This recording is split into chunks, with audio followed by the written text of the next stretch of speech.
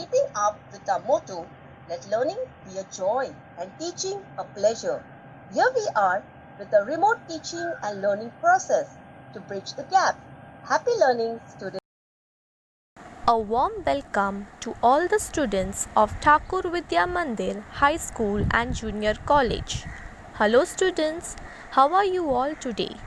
I am here with a new lesson for Standard 5, subject English text, topic from Unit 2, lesson number 9, Trianti Wanti Gongolop. Before we start with the poem, I have some questions for you all. What can you see in these pictures? There are snails, butterflies, caterpillars, honeybee, ant, beetle, and many more. What are all these? Yes, you all are right. These all are insects. Now, you may be wondering, why are we learning about insects today?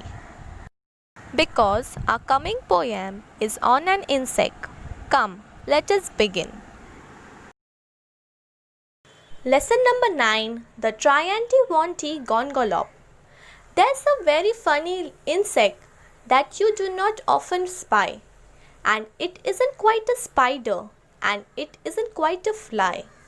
It is something like a beetle, and little like a bee, but nothing like a woolly grub that climbs upon a tree. Its name is quite a hard one, but you'll learn it soon, I hope. So try. Trianti Wanti Gongolop. In the first stanza, the poet is describing this insect as a funny insect because it is not exactly like a spider or a fly, but little it is like a bee and a beetle. But it climbs like a worm on a tree. And he also says that his name is very hard, but if you try it, you will learn it soon. It lives on leaves and wattle gum and has a funny face. Its appetite is hearty and its manners a disgrace. When first you come upon it, it will give you quite a snare. But when you look for it again, you find it isn't there. And unless you call it softly, it will stay away and mope. So try. Trianti Wanti Gongolop. In the second stanza, the poet says that this insect lives on weeds and wattle gum, whose diet is very hearty but has no proper manners. When you suddenly look at this insect, you will first get scared, but later on when you look at it again, you will not find.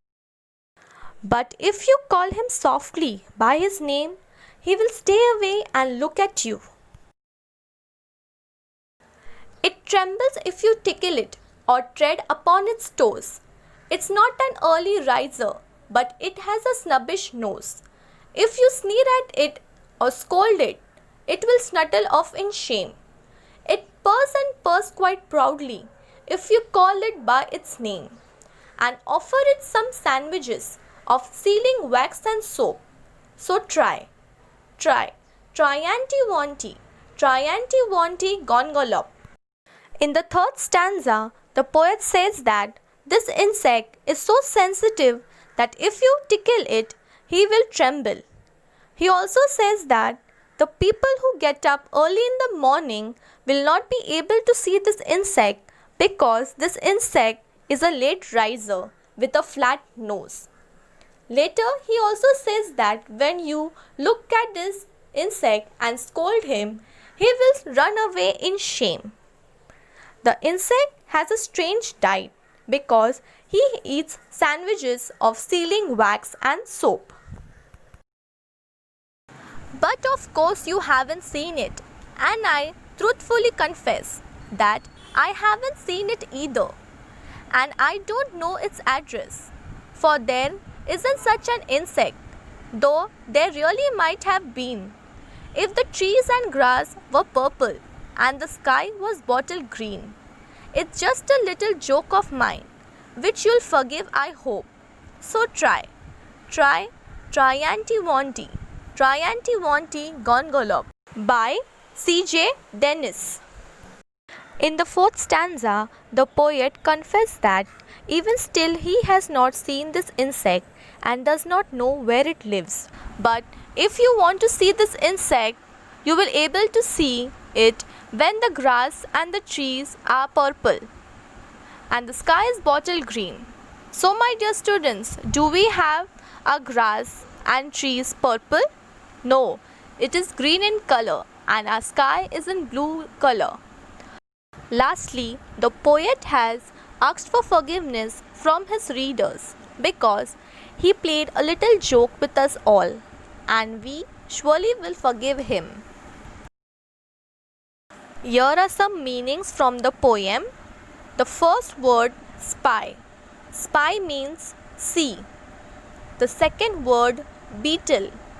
Beetle means an insect, often large and black, with hard case on his back and wings above. The third word, grub. Grub means a young form of an insect that looks like a small fat worm. The fourth word, wattle gum. Wattle gum means gum obtained from a tree in form of reddish tears or lumps. The fifth word, appetite. Appetite means desire for food. The sixth word, hearty. Hearty means large. The seventh word, mope.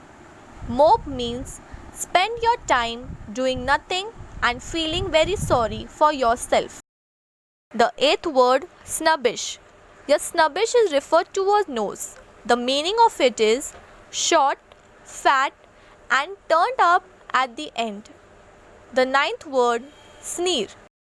Sneer means an unpleasant look or smile. The 10th word, snuttle. Snuttle means to run with quick, short steps. Answer the following. Question 1. Pick rhyming words from the poem. The answer will be from first stanza, fly, spy. B. Tree. From second stanza, face, grace. Snare, dare. From third stanza, toes, nose. Shame, name. From fourth stanza, fess, dress. Bean, green. Hope, mope. Question 2. Is the insect mentioned in the poem real? The answer is no. It is not a real insect. Question 3. What does the insect do if you give him an unpleasant look? The answer is the insect will snuttle off in shame if you give him an unpleasant look. The fourth question.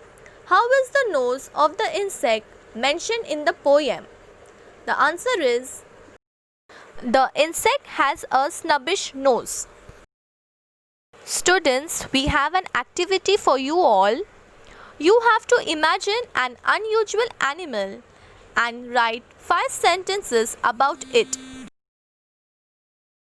So my dear students, I hope you enjoyed learning this interesting poem with me. So keep watching and keep learning.